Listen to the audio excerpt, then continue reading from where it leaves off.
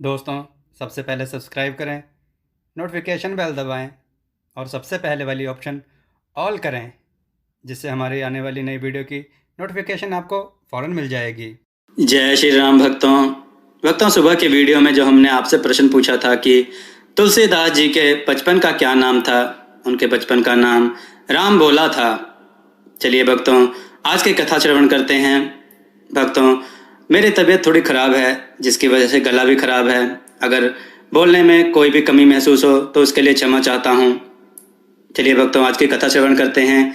आज की कथा है ब्राह्मण का सत्तू। भक्तों, महाभारत का युद्ध समाप्त होने के बाद महाराज युधिष्ठिर ने 2 अश्वमेध यज्ञ किए। उन यज्ञों के बाद उन्होंने इतना दान दिया कि उनकी ख्याति चारों दिशाओं में फैल गई। तीसरे यज्ञ के पूर्ण होने पर यज्ञशाला में एक अजीब सा नेवला आ गया, जिसका कि आधा शरीर सुनहरा था। यज्ञ भूमि में पहुंचकर नेवला यहाँ वहाँ लोटपोट करने लगा। कुछ देर वहाँ इस प्रकार लोटपोट होने के बाद वह बड़े कर्कश आवाज में बोल पड़ा, पांडवों, तुम्हारे यज्ञ का पुण्य फल तो कुरुक्षेत्र के एक ब्राह्मण के थोड़े से सत्तू के दान के समान भी नहीं है। लोगों को बहुत आश्चर्य हुआ।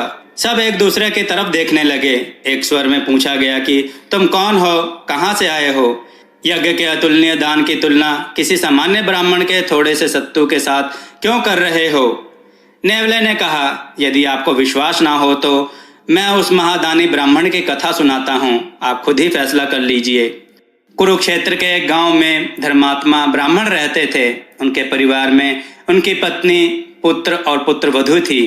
वे पूजा पाठ और कथा करते थे और उसी से अपनी तथा परिवार की आजीविका चलाते थे। एक बार उस क्षेत्र में भयंकर अकाल पड़ गया। ब्राह्मण के पास जमा किया हुआ अन्न तो था नहीं और उन्हें कहीं से कुछ प्राप्त भी नहीं हो रहा था। कई दिनों भूखे रहने के बाद उन्होंने बड़े परिश्रम से खेतों में गिरे जौ के दानों को एकत्रित किया और उसका सत्तू बना लिया। बनाए गए सत्तू के 4 भाग करके परिवार के सभी सदस्यों में बराबर बराबर बांट दिया गया। पूरा परिवार भोजन के लिए बैठा ही था कि कहीं से एक भूखा व्यक्ति उनके द्वार पर भोजन की याचना करते हुए आ गया। ब्राह्मण भोजन छोड़कर उठ खड़े हुए। उन्होंने बड़े आदर के साथ अतिथि को प्रणाम किया और अपने कुटी में ले आए। आदर सत्कार के बाद ब्राह्मण ने अपने भाग का सत्तू नम्रता पूर्वक उन्हें परोसा। अतिथि ने सत्तू खा लिया, किंतु उस थोड़े से सत्तू से उसका पेट नहीं भरा। ब्राह्मण चिंतित हो गए कि अतिथि तो भूखे रह जाएंगे। ब्राह्मण की पत्नी ने पति के भाव जानकर अपने भाग का सत्तू अतिथि को प्रदान किया, लेकिन उस सत्तू को खाकर भी अतिथि तृप्त नहीं हुए। बाद में ब्राह्मण के पुत्र, पुत्रवधू ने भी अपने भाग का सत्तू आग्रह करके अतिथि को प्रदान किया। उन ब्राह्मण परिवार द्वारा आदर सत्कार देखकर अतिथि बहुत प्रसन्न हुए। वे उनकी उदारता तथा आतिथ्य की प्रशंसा करते हुए बोले, ब्राह्मण, आप धन्य हैं, आपका सदैव कल्याण हो। नेवले ने आगे कहा, अतिथि के जाने के बाद मैं बिल से निकला और ब्राह्मण के बर्तन धोने के स्थान पर लौटने लगा। सत्तू के कुछ कण भी वहीं पड़े थे। उन कणों के लगने से मेरा आधा शरीर सुनहरा हो गया। उसी समय से शेष आधा शरीर भी एक समान बनाने के लिए मैं तपोवनों, यज्ञ स्थलों में घूमता रहता हूँ, किंतु कहीं भी मेरी इच्छा पूरी नहीं हुई।